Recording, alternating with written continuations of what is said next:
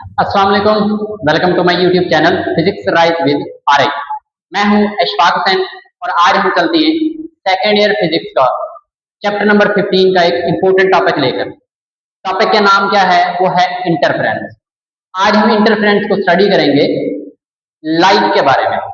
जो light waves हैं वो जब आपस में इंटरफेयर करती हैं, आपस में मिलती हैं, तो उसके नतीजे में क्या बनता है, आज हम इस चीज को स्टडी करने वाले हैं। आज हम इस चीज को डिस्कस करेंगे। ठीक हो गया? पहले भी हम इंटरफेरेंस के बारे में पढ़ चुके हैं। वो है फर्स्ट ईयर के अंदर। वो है इंटरफेरेंस ऑफ वेव्स। कोई भी वेव्स है किसी भी किस्म की, चाहे वो साउंड वेव्स हो, लाइट वेव्स हो, या फिर कोई और वेव्स है, जब वो चल रही होती है तो उनमें इंटरफेरेंस का फिनोमिना होता है। उस चीज के अंदर वो वहां पे मौजूद है। आज के जो टॉपिक है ये सिर्फ और सिर्फ लाइट वेव्स के बारे में। कि लाइट वेव का इंटरफेरेंस जब होता है तो उस वक्त क्या होता है। ठीक है, चलते हैं। कहते हैं कि जब when two waves, to coherent waves, जब कोहेरेंट का आ गया, इसको नेक्स्ट समझते हैं कि कोहेरेंट का मतलब क्या होता है। Coherent waves of same frequency हो भी कोहेरेंट, और फ्रीक्वेंसी भी क्या हो उनकी सेम हो, और वेवलेंथ वेवलेंथ भी क्या हो सेम हो, और ट्रेवल कर रही हूं कहां पे? In the same direction. दो या दो से ज्यादा वेव्स हैं, और वेव्स भी कैसी होनी चाहिए? कोहेरेंट होनी चाहिए। कोहेरेंट वेव्स जब चल रही होनी चाहिए, उनकी फ्रीक्वेंसी भी सेम होनी चाहिए, उनकी वेवलेंथ भी सेम होनी चाहिए, और सेम डायरेक्शन के अंदर वो चल रही होनी चाहिए, जानी चाहिए। फिर वो वेव्स आपस में मीट करेंगी, आपस में मिलेंगी तो दो तरीके के फिनोमिना पैदा होंगे। उसका रिजल्ट दो तरीके का निकलेगा, दो में से एक है। दो रास्ते हैं आगे उसके मिलने के। कौन कौन से? एट सम पॉइंट, कभी कभी किसी किसी जगह पे, such that they support each other, एक दूसरे की हेल्प करेंगी वो। वाइल एट सम पॉइंट, जब कोई ऐसे पॉइंट भी होंगे कभी कभी, दे cancel the effect of each other, कि वो एक दूसरे के वजूद को बिल्कुल ही खत्म कर देंगे। ठीक है, कि कभी कभी कोई पॉइंट ऐसे होंगे, ऐसे जाके मिलेंगी कि वो एक दूसरे को सपोर्ट करती हैं, जबकि किसी किसी पॉइंट पे वो ऐसे जाके बनेगी कि एक दूसरे को वो बिल्कुल कैंसल आउट करते हैं। हम क्या है बनाते हैं, हम दो वेव्स बना देते हैं इंटरफेरेंस का फिनोमेना पैदा करने के लिए। फर्ज कर लें हमारे पास ये दो वेव्स मौजूद हैं। एक वेव बना लेते हैं हम ये वाली,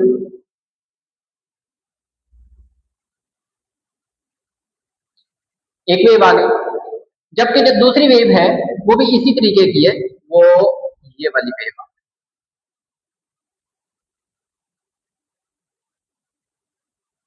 दो वेव्स आ गई।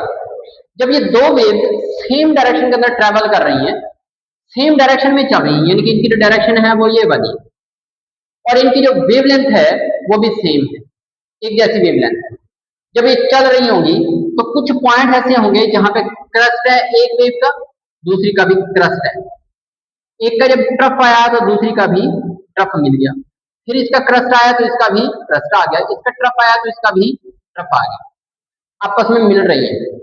जब ये मिलेंगी, ये है वो पॉइंट जहां पे एक दूसरे को सपोर्ट करती है, कि एक का क्रस्ट आया दूसरी का भी फौरन क्रस्ट आ गया, एक का ट्रफ आया दूसरी का भी फौरन है ट्रफ आ गया। ये वाली जो फिनोमिना होगा आपस में मिलने का है, तो इंटरफेरेंस। इस इंटरफेरेंस में ये दोनों क्या कर रही है? एक दूसरे को सपोर्ट कर रही है। ये जो पॉइंट ऊपर हमने पढ़ा था ये, ठीक हो गया। जबकि जो ये वाला पॉइंट है उसके लिए क्या होगा कि एक वेव ये वाली,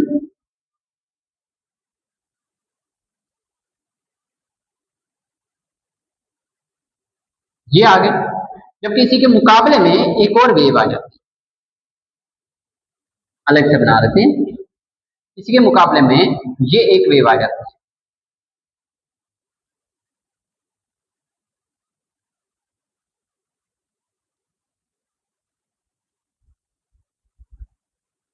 ये एक वेव आ जाती है उसके मुकाबले में। ये क्या होगा? जब इसका क्रस्ट था, इसका ट्रफ था, उसी पॉइंट पे जब इसका क्रस्ट था उसी जो पॉइंट पे इसका ट्रफ था। जब इसका ट्रफ था तो इसका वही पॉइंट पे क्रस्ट था। फिर जब इसका क्रस्ट आया तो इसका ट्रफ आ गया, इसका ट्रफ आया तो इसका क्रस्ट आ गया, ट्रफ से क्रस्ट मिल रहा है और क्रस्ट से ट्रफ मिल रहा है, ये आपस में दोनों ऑपोजिट मिल रही है। इसके नतीजे में क्या होगा, ये वाली जो क्रस्ट है इस ट्रफ की वजह से खत्म हो जाएगा और इसका जो ट्रफ है या क्रस्ट है वो इसकी वजह से खत्म हो जाएगा। एक दूसरे का जो इफेक्ट है इन वेव्स का वो क्या कर देंगे, ये दोनों कैंसल आउट कर देंगे, मतलब जो फिनोमिना है वो कैंसल आउट हो जाएगा इसमें। अब ये दो तरीके आ गए, एक वो है कि जब वेव्स आपस में मिलती हैं एक दूसरे को सपोर्ट करती हैं, क्रस्ट से क्रस्ट मिलता है जाके, ट्रफ से ट्रफ मिलता है। जब कैसा हो जाए हम इसी को थोड़ा सा आगे शिफ्ट कर दें, एक वेव है जो ये ब्लैक वाली, इसको थोड़ा सा या तो पीछे शिफ्ट कर देंगे, थोड़ा सा आगे शिफ्ट कर देते हैं। फिर क्या होगा कि इसका क्रस्ट है ब्लैक वाली का इसके ट्रफ के सामने आ जाएगा और इसका जो ट्रफ है उसके क्रस्ट के सामने आ जाएगा, फिर ये वाला इधर आ जाएगा, सामने हो जाएगा, ये वाला फिनोमिना हो जाएगा, एक दूसरे के इफेक्ट को ये कैंसिल कर देंगे। यही जो तरीकाकार है, यही जो फिनोमिना है, इसी का नाम क्या है, इंटरफेरेंस है। ठीक हो गया। नेक्स्ट, इंटरफेरेंस के आगे टाइप्स आ जाती है टोटल दो, क्योंकि दो तरीकों से मिल रही है ना, इसकी फिर टाइप भी बनेगी टोटल है दो तरह की। कौन कौन सी, एक का नाम है कंस्ट्रक्टिव इंटरफेरेंस और दूसरी का नाम है डिस्ट्रक्टिव इंटरफेरेंस। डिस्ट्रक्ट कर देना, खत्म कर देना, कंस्ट्रक्ट कर देना, बना देना, सपोर्ट करना, डिस्ट्रैक्ट करना, खत्म कर देना, बिल्कुल खत्म, कैंसिल कर देना। ठीक हो गया, जैसे ये वाला है। अब कंस्ट्रक्टिव इंटरफेरेंस कौन सा होता है, थोड़ा सा वैसे बता देते हैं, इसकी कोई डेफिनेशन करने की यहाँ पे जरूरत बिल्कुल नहीं है। जब दो वेव्स इस तरीके से मिले आपस में कि एक वेव का क्रस्ट हो दूसरी का भी क्रस्ट हो, एक का जब ट्रफ आए दूसरी का भी ट्रफ आ जाए, मतलब ये है कि एक दूसरे को वो दोनों वेव्स सपोर्ट करती है, हेल्प कर रही है एक दूसरे के, हेल्प करेंगी तो इसके नतीजे में जो रिजल्ट बनेगा, इसका क्रस्ट था उसका भी क्रस्ट आ गया, तो वो जो रिजल्ट में जो वेव बननी थी वो बहुत बड़ी वेव बन जाएगी, एक वेव बनेगी और बहुत बड़ी वेव बनेगी। इस तरीके से ये वाला जो फिनोमिना है, ये वाला जो इंटरफेरेंस का फिनोमिना होगा, इसको हम नाम देते हैं कंस्ट्रक्टिव इंटरफेरेंस, यानी कि ये दोनों मिलकर एक वेव बना देंगी और वो वेव भी काफी बड़े एम्पलीट्यूड वाली बनेगी। जबकि नेक्स्ट आ जाता है डिस्ट्रक्टिव इंटरफेरेंस, उसके अंदर क्या होता है, उसमें ये वाला फिनोमिना होता है। उसमें क्या है कि एक का जो क्रस्ट है वो दूसरे के ट्रफ से मिलता है और इसका जो ट्रफ है इसके क्रस्ट से मिलता है, तो दोनों जो है वो पार्टिकल्स आपस में जब मिलते हैं तो बिल्कुल एक स्ट्रेट लाइन इसी तरह की ये मिल जाती है, यानी कि वेव्स बिल्कुल खत्म हो जाया करती है। ठीक हो गया, वो डिस्ट्रक्टिव इंटरफेरेंस कहलाता है। क्लियर हो गया। नेक्स्ट आता है कौन से, थोड़ा सा एग्जांपल में स्टडी कर लेते हैं हम इसको। कहते हैं कि फर्ज कर ले there are two speakers making sounds of same frequency and wavelength, ये दो स्पीकर हैं हमारे पास और दोनों चल रहे हैं, ऑन किए हुए चल रहे हैं, साउंड वेव्स निकल रही हैं, दोनों पीछे से सेम एम्पलीफायर से कनेक्टेड है। जब सेम एम्पलीफायर से कनेक्टेड हैं तो उनकी जो फ्रीक्वेंसी होगी दोनों स्पीकर की और जो वेवलेंथ होगी वो दोनों की सेम होगी, एक जैसी होगी बिल्कुल। तो फर्क तो क्या होगा फिर स्पीकर्स का, the speakers are sending out waves in phase, आपस में वो दोनों वेव्स क्या कर रही हैं, इन फेज सेंड कर रहे हैं। ठीक हो गया, या फिर दूसरे अल्फाज के अंदर कोहेरेंट सेंड कर रहे हैं। तो जो कोहेरेंट का लफ्ज है वो मैं यहाँ पे आगे आपको डिटेल के साथ यहाँ पे समझा दूँ। कोहेरेंट क्यों है, यहाँ पे पीछे भी आया था ये वाला भी और यहाँ पे भी दोबारा से आ गया, कंप्लीट एक्सप्लेन करते हैं हम यहाँ पे कोहेरेंट का फिनोमेना। मतलब इससे आगे वाला टॉपिक आने वाला है वो भी कंप्लीट कोहेरेंस के बारे में, इंटरफेरेंस से जो नेक्स्ट टॉपिक आने वाला है, because they are connected to the same source, वो पीछे से सेम सोर्स से कनेक्टेड हैं, इसलिए उनके जो फेज होगा इन फेज होंगे, कोहेरेंट वेव्स होंगे। ठीक हो गया, वो आपस में इंटरफेयर करेंगी, कहते हैं waves from both speakers reach every point in front of them, उनके सामने जितनी भी जगह होगी दोनों स्पीकर से निकलने वाली साउंड वेव्स सारी जगह पे फैल जाएंगी। उस स्पीकर से आई वेव्स ऐसे वो मूव करती हुई जा रही है, दूसरे स्पीकर से आएंगी वो भी मूव करते हुए उसके साथ यानी कि मिल जाएंगे, तो सारी जो सामने उनकी जगह होगी सारी की सारी वेव से भर जाएगी, फिल हो जाएगी। फिर क्या होगा, कहते हैं कि एट सर्टेन पॉइंट फिर कुछ ऐसे वेव्स होंगे जहां पे वेव्स ऐसे आ रही होंगी such that they support each other, कि वो एक दूसरे की क्या करेंगे, हेल्प करेंगे, ये वाला फिनोमिना होगा। उस स्पीकर से आने वाली वेव्स दूसरे स्पीकर से आने वाली वेव्स एक दूसरे की हेल्प करेंगे, ठीक हो गया। जबकि and the principle of superposition shows, और जो असूल है ये सुपरपोजिशन वाला आपस में मिलाप का क्या होगा, resulting wave has double the size of a single wave. फिर जो सिंगल वेव थी ना, छोटी छोटी वेव थी जो दोनों की, जब आपस में मिले एक दूसरे को उन्होंने सपोर्ट किया तो वो एक सिंगल वेव बन गई और उसका एम्पलीट्यूड बढ़ गया। जब एम्पलीट्यूड बढ़ा which result into a louder sound, तो उसका साउंड जो है वो अब बहुत ज्यादा बन जाएगा। यही वजह है कि हम कोई तकरीबात हो जाती हैं तो हम वहां पे साउंड सिस्टम जो हम यूज करते हैं, 2 यूज करते हैं, 3 यूज करते हैं, जब हम साउंड सिस्टम यूज करते हैं उनसे जो वेव्स आती हैं वो दोनों तीनों से स्पीकरों से सामने आती हैं, सामने ऑडियंस पे जब पड़ती हैं तो उनमें इंटरफेरेंस का फिनोमिना पैदा हो जाता है। जब इंटरफेरेंस का फिनोमिना पैदा होता है तो वहां पे जो साउंड वेव्स हैं वो बहुत ज्यादा बढ़ जाती है, तो आवाज ज्यादा सुनाई देने लग जाती है, इजीली आसानी से सुन सकते हैं आम आवाज के निस्बत, इसलिए माइक सिस्टम यूज किया जाता है। फिर नेक्स्ट थोड़ा सा कंडीशन, अगर ये कंडीशन होंगी फुलफिल करेंगी तो इंटरफेरेंस का फिनोमिना पैदा होगा। अगर ये कंडीशन नहीं है, ये वाली कंडीशन नहीं है, तो हमारे पास फिर इंटरफेरेंस, इनमें से कोई एक भी अगर ना हो ना तो इंटरफेरेंस नहीं हो सकता, बाकी सारी हो एक सिर्फ ना हो फिर भी इंटरफेरेंस नहीं हो सकता। पहली कंडीशन क्या है, कहते हैं सेम टाइप ऑफ वेव्स, यानी कि जो इंटरफेरेंस पैदा करने वाली वेव्स हैं वो सारी सारी एक जैसी होनी चाहिए। अगर हम साउंड वेव्स के इंटरफेरेंस फिनोमिना पैदा करवा रहे हैं ना तो दूसरी भी साउंड वेव होनी चाहिए, यानी कि एक वेव हमारे पास साउंड की है तो दूसरी वेव भी साउंड की होनी चाहिए। एक अगर लाइट की है तो दूसरी भी लाइट की होनी चाहिए।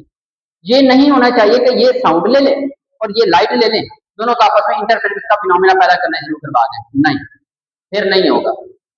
जबकि दूसरी कंडीशन क्या है, waves must be coherent, it means they must have the constant phase difference. सबसे इंपॉर्टेंट बात आ गई कि वेव्स क्या होनी चाहिए, कोहेरेंट होनी चाहिए, जो कि हम पीछे से थोड़ा सा इसको डिले में लेके आ रहे हैं। अब लग जाता है कोहेरेंट का, कोहेरेंट का मतलब होता है सेम फेज, जिसका एंगल सेम हो, यानी कि जब ये वेव जीरो पे है, ओरिजिन पे है, मीन पोजीशन पे है, तो जो दूसरी वेव है वो भी उस वक्त क्या होगी, जीरो पे होगी, मीन पोजीशन पे होगी। जब ये मैक्सिमम पे है तो वो भी मैक्सिमम पे, ये जीरो पे पहुंची तो वो भी जीरो पे, जब ये मैक्सिमम पे तो ये भी मैक्सिमम। वो अलग बात है, ये नेगेटिव, ये पॉजिटिव एक्सट्रीम पे है तो ये नेगेटिव एक्सट्रीम पे है, ये जब नेगेटिव पे पहुंची तो ये पॉजिटिव पे पहुंची, ये अलग बात है। लेकिन ऐसा फिनोमिना ना होना चाहिए कि एक वेव हम बना लेती हैं ये वाली और दूसरी वेव हम बना लेती हैं कुछ इस किस्म की ये वाली, नहीं, ये वाला नहीं होगा। इस किस्म की वेव ना हो कि जब ये मीन पे है तो ये अपर एक्सट्रीम पे, नहीं, ये मीन पे तो ये भी मीन पे, अपर एक्सट्रीम ये लोअर पे हो चल जाएगा, लेकिन एक्सट्रीम हो, मैक्सिमम पे मिनिमम पे दोनों सेम टाइम पे पहुंचने चाहिए। उनका जो एंगल है, मेन चीज जो फेज है वो सेम होना चाहिए। अगर फेज सेम होगा, अगर फेज सेम होगा, कांस्टेंट होगा, डिफरेंस कांस्टेंट होगा, तो हम कह सकते हैं कोहेरेंट वेव्स होंगे। ये दूसरे अल्फाज में वो जो वेव लेंथ है इधर से इधर तक का ये जो डिस्टेंस है, ये अगर दोनों का सेम है तो कोहेरेंट का फिनोमिना है, अगर नहीं तो कोहेरेंट का फिनोमिना नहीं है।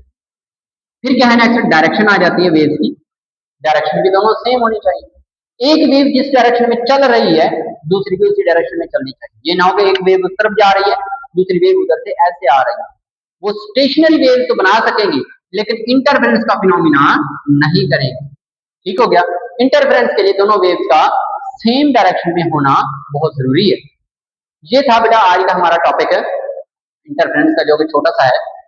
और हाँ, इंटरफेरेंस का फिनोमिना के लिए ये जरूरी नहीं है कि दोनों का एम्पलीट्यूड सेम हो, एम्पलीट्यूड में डिफरेंस हो सकता है लेकिन फेज सेम होना चाहिए। एम्पलीट्यूड डिफरेंट यानी कि एक वेव बड़े एम्पलीट्यूड वाली, दूसरी वेव छोटे एम्पलीट्यूड वाली, इसका जो रिजल्टेंट होगा वो छोटा बनेगा, कम हो जाएगा, लेकिन एम्पलीट्यूड डिफरेंस हो, इंटरफेरेंस हो जाता है। लेकिन जो सबसे मेन इंपॉर्टेंट चीज है वो ये कोहेरेंट का होना जरूरी है। फ्रीक्वेंसी का सेम होना जरूरी है, वेवलेंथ का सेम होना जरूरी है और सेम डायरेक्शन में जाना ये जरूरी है। अगर ये फिनोमिना हो तो इंटरफेरेंस का फिनोमिना वहां पे लाजमी होगा, फिर हम उसको ऑब्जर्व कर सकेंगे। या तो कंस्ट्रक्टिव इंटरफेरेंस हो रहा होगा वहां पे या डिस्ट्रक्टिव इंटरफेरेंस हो रहा होगा, ये हम आसानी से उसको ऑब्जर्व कर सकते हैं। ये था बेटा आज का हमारा टॉपिक। उम्मीद है आप लोगों को अच्छे तरीके से समझ आ गया होगा। अल्लाह हाफ़िज़।